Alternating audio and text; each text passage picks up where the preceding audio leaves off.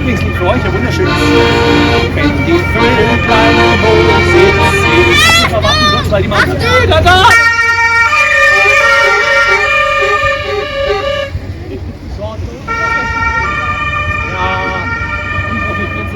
So. Wenn die Vöglein wo sitzen, man ruft mich hurra, der Frühling ist da, dann muss ich losmarschieren. Bergauf und bergab, stundenlang vorbei, überall ringsumher nur ein Blühen und Ranken, die glühen.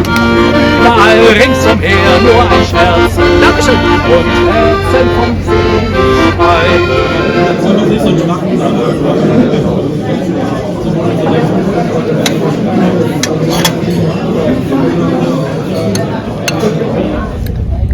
So I am here sitting on the train from Munich. We are leaving Germany. We are on the last leg of our trip. I'm trying to figure out, because I'm new to this whole editing and whatever, how to insert some photos and some little videos that I took. We went on a tour of Munich, but I didn't really take a lot of pictures or videos because I was so into what the guy was saying. So I'm hoping I'm gonna be able to insert some stuff here and let you guys know a little bit about what we did. We were able to visit the main square, Marienplatz, with the amazing clock that gives the show at 11, at 12, and at 5. I did record a video of that and I'm gonna share it with you guys. We were able to visit the Frauenkirche, or the Church of the Women. That's a church that was completely rebuilt by women after World War II, and it has a really interesting legend to it about the devil's footstep on it. I'm gonna share that with you a little bit later on with the photos. But we're right here. We're just right now sitting on a Swiss train. We have been able to do a few things. We have been able to travel in Germany by bus, by the metro, the U-Bahn, and the S-Bahn, the train. Sorry, I slept like 4 hours last night, and we were able to also do the S-Bahn, the train that goes on top of the street. And now we're doing another international thing. We're gonna go to Switzerland. Let's see, he's giving me. We bought some strawberries in Germany, and these are the prettiest and most delicious strawberries we've ever had. We wanted them to be in the video. But our experience here in Germany was really good.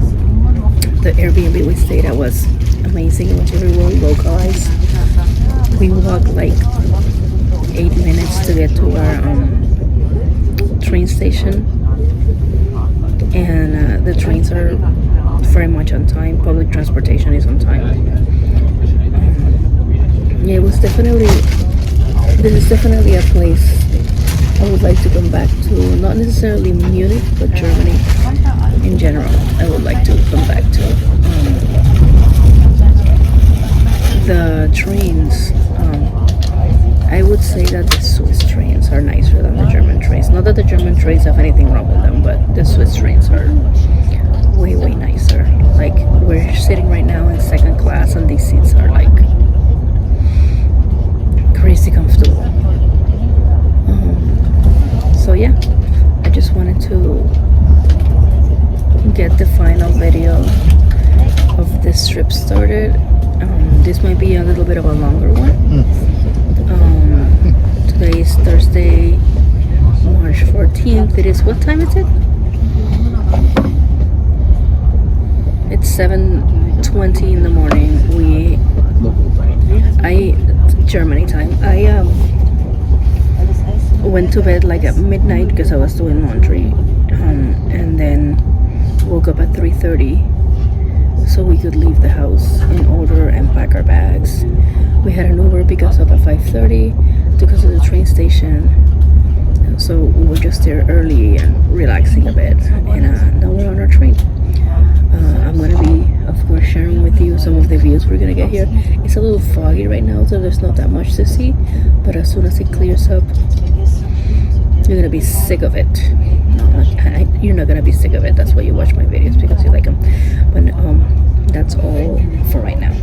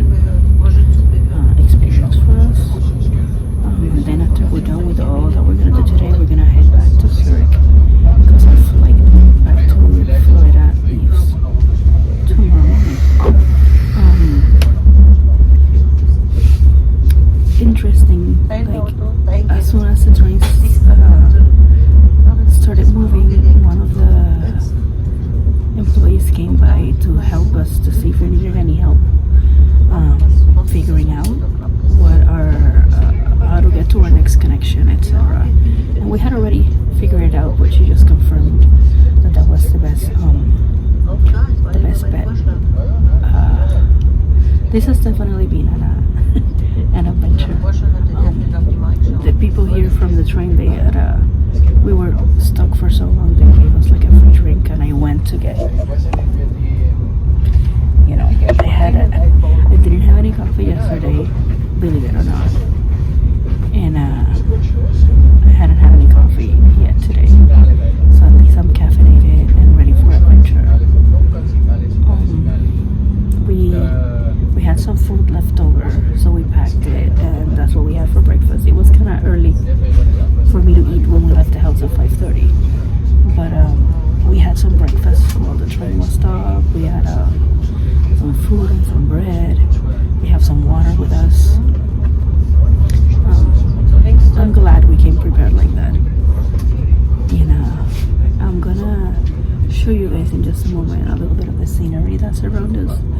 We're going through Germany to Switzerland, and the scenery here is amazing. Tuesday we went on a tour of the city with a guide.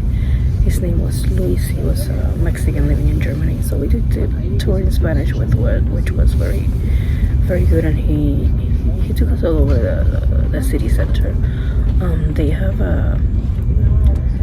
the sister city of Munich is Verona in Italy. If you know a little bit about that, that's where Romeo and Juliet takes place. So they have a statue of Juliet that is supposed to help the people that are single. And people come and they touch a specific body part of hers, and that's supposed to bring you luck, and you will find the love of your life. And the guy told us a story that there was supposed to be a Romeo statue too, and the king sent it back because he was worried where people were going to be touching Romeo. Another thing we did, we passed by, we didn't really go in to the most famous brewery, the Hofbrauhaus, that has been open since the 1500s. It's a huge building that takes a whole city block. We didn't really go there because our guide told us that it was very, very touristy and there were places in which we could have better food.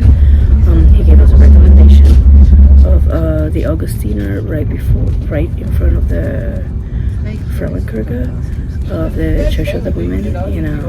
The food was amazing. We had pork knuckle and potatoes and schnitzel. It was great. It was great. Chris.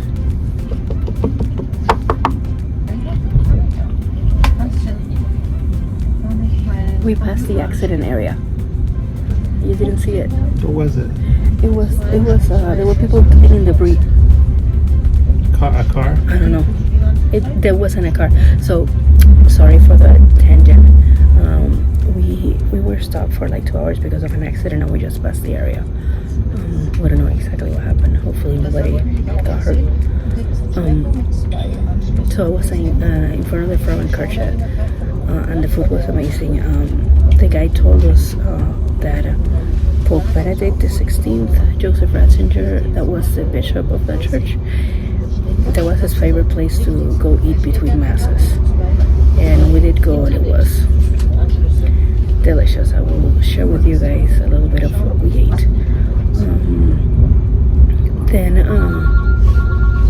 we were right across from it is the church, and there is this very interesting legend that says that the architect ran out of money to build it, and one day the devil was flying over Munich, and the devil saw the construction and went down, and he told the architect that he would finance the rest of the construction, but it had to be a dark church with no windows. And the architect said, sure, whatever. But then the architect says, I'm building the biggest church in Munich, so I'm going to be protected by God. So he went and he built it with the windows. And the legend says that when the devil came to see the finished masterpiece and he realized there were windows, he stomped his foot in the entrance, and there's a big footprint that's like embedded on the floor, and they said that's the devil's footprint. And the legend also says that when you exit the church, there's a huge wind tunnel there, and they say that's the devil trying to destroy the church. The real story they told us was like the church didn't have any more money to finish building the cathedral, so they gave the architect and the bishop a bunch of indulgences to sell to the people, and that's how they were able to finish building the church. And it's just the architect's footprint, like his signature, that's in the entrance of the church. And it's just when you exit the church, the wind around is just like a big wind tunnel they have there. The history there is really great. One of the other things that our guide told us about was there is an alleyway behind one of the plazas that right after that alleyway there was a Nazi monument to 16 Nazis that had died in a brewery when they had tried to kill Hitler with a bomb, and people were obligated to salute Hitler and salute the statue, the monument, when they passed. So they figured out they could go behind the monument in an alleyway, and the police, the SS, figured it out, and they started giving people warnings.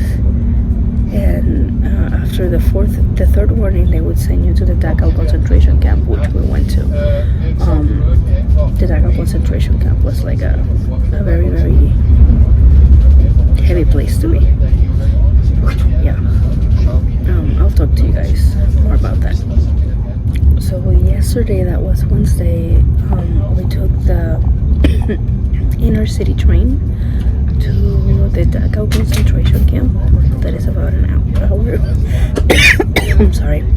It's about an hour away from Munich, and that was the first concentration camp ever built, and that was where they train all of the SS soldiers that were going to go to the old concentration camps.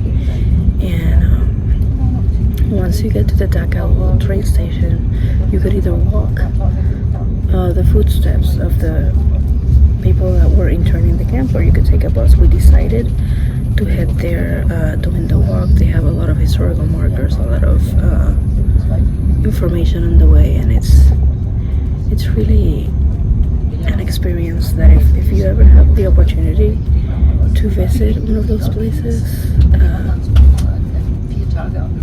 I cannot express how what you feel when you're in there, in a place that experienced such death and such evil. There was a moment during the tour that we took ourselves that I even felt physically ill. It was like going through the gate. The gate has a message that says, work will set you free, which I think it's so ridiculous because people were taken there to work, some of them until they died. We visited the barracks, which is basically a prison inside a prison, when they had the special prisoners. They have political prisoners in there, and they had these cells that were standing cells, that they didn't give people enough space to either sit or lay down, and they could be up to 72 hours of those. That camp was where not only did they send Jewish people or the Sinti Roma, they sent anybody that they thought was an enemy of the state. They sent the homeless people to that camp. They sent, if you were homosexual, they would send you there.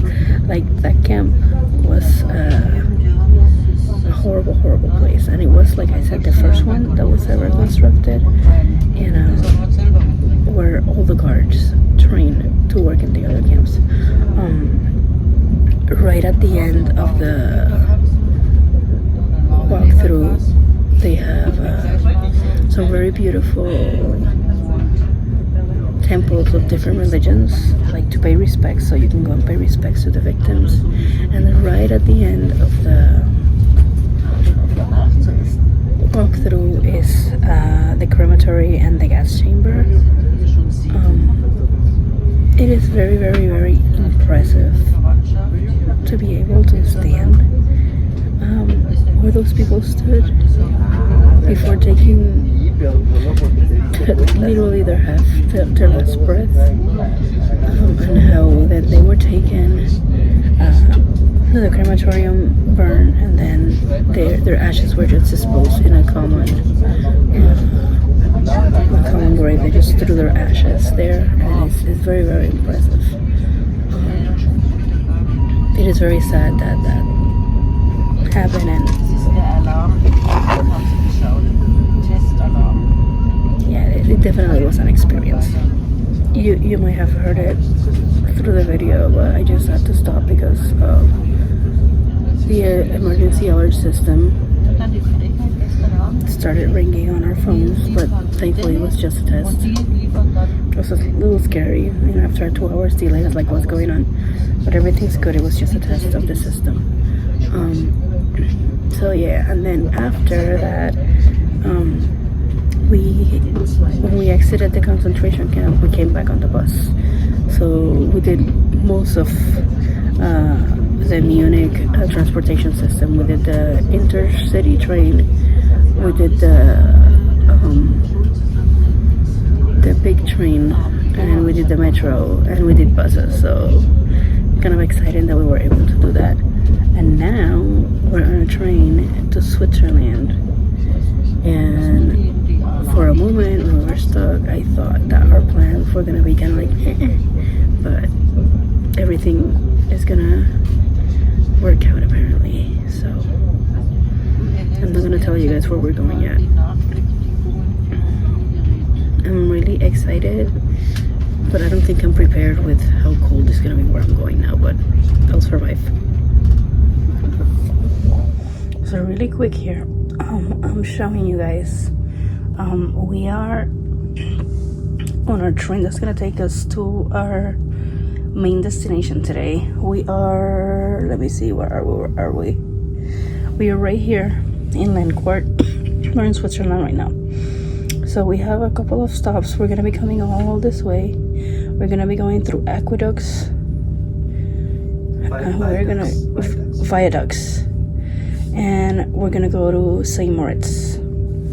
The views are supposed to be insane, and we are like in a brand new train. Like, this place is like, it smells like a new car, and it has the Ferrari logo in the front of the train, so you guys can imagine how exciting this is for us.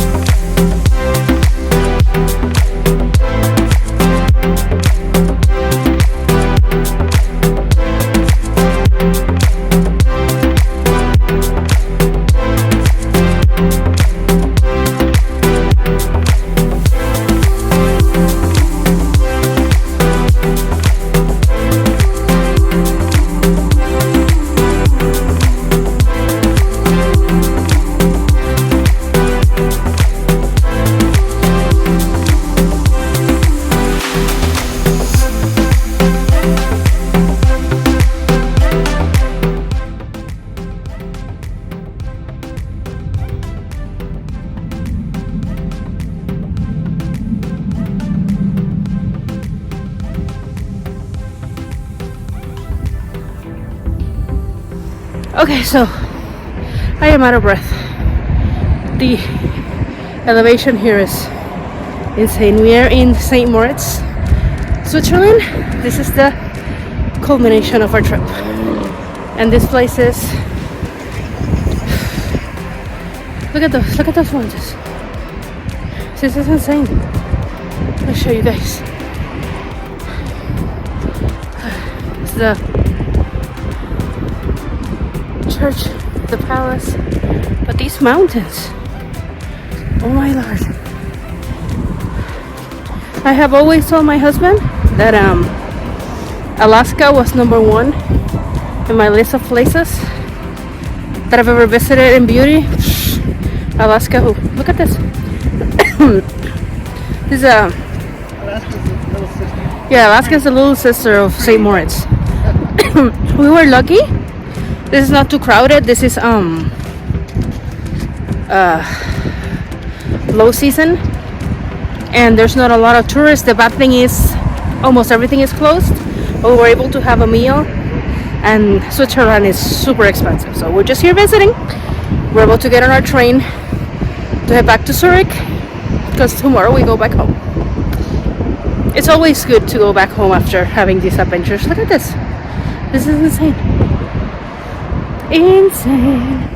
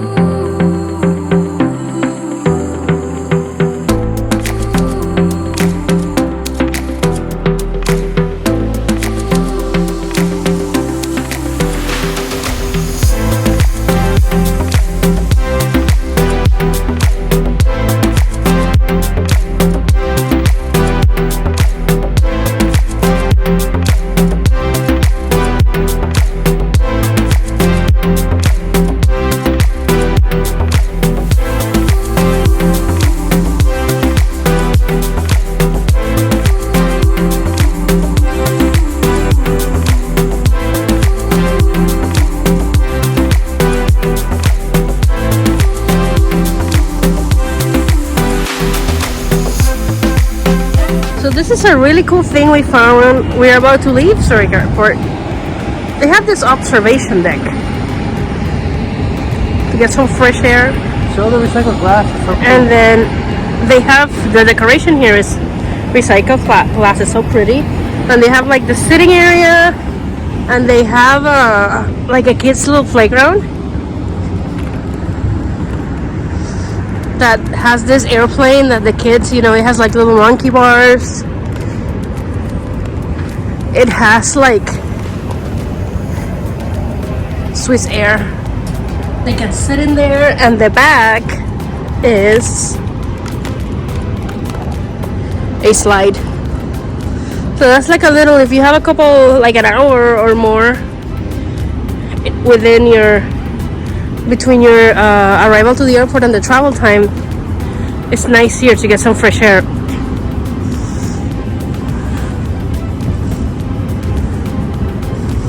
We got lucky yesterday with the blue skies. Most of the time, this is what we've gotten. Okay, time to head back to the United States.